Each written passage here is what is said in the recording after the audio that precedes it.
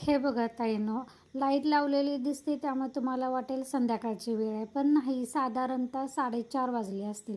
पण पाऊस बाहेर पडायला चालू असल्यामुळे कधी घरात पण अंधार अंधार दिसते, त्यामुळे लाईट लावायलाच लागते. तर मी इथं आता माझा ओटा वगैरे बघितलंच असेल तुम्ही, सगळं क्लीन झालेलं आहे. झाडू पण मी मारून घेतलेलं आहे. त्यानंतर फ्रेश झाले, मस्तपैकी एक ग्लासभर पाणी पिलं. अजून संध्याकाळचा चहा व्हायचा बाकी आहे, पण म्हटलं नील आल्यानंतर दोघांना पण एकदमच होईल, कारण मला आज दळपं पण करायचे आहेत. ज्वारीचं दळप करायचं आहे प्लस तांदूळ पण मला दळून ठेवायचं आहे. तर लक्षात आलं की मी फ्रेश ते झाले, पण टिकली माझी लावायची विसरली होती, त्यामुळे ती पहिल्यांदा लावून घेतली. त्यानंतर म्हटलं पहिल्यांदा ज्वारीचं दळप लावून घ्यायचं. हे मी एकदमच ज्वारी आणून ठेवली होती.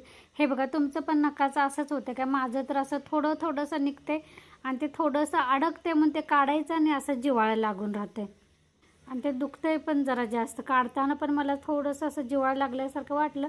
लाल लाल झालेलं तुम्ही बघितलंच असेल. तर असं इथं मी ज्वारी निवडायला घेतले. कसं चांगल्यातले ज्वारी असल्यामुळं कधी त्यात खडे वगैरे काही नव्हते, पण तरी पण एक नजर टाकलेली बरी असते.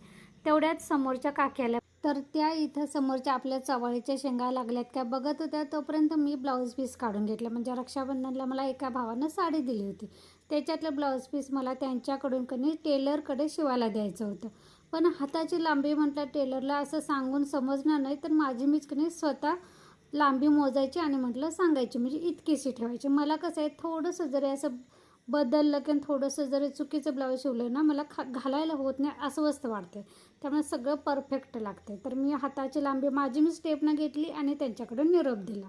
त्यासोबतच ते ब्लाऊज पीस पण पाठवून दिले. इथं माझं ज्वारीचं दळप झालेलं आहे. तांदळाचं दळप लावलेलं आहे. हा बघा चार्ली, मी जिथं असेल ना तिथं हा असतोच असतो.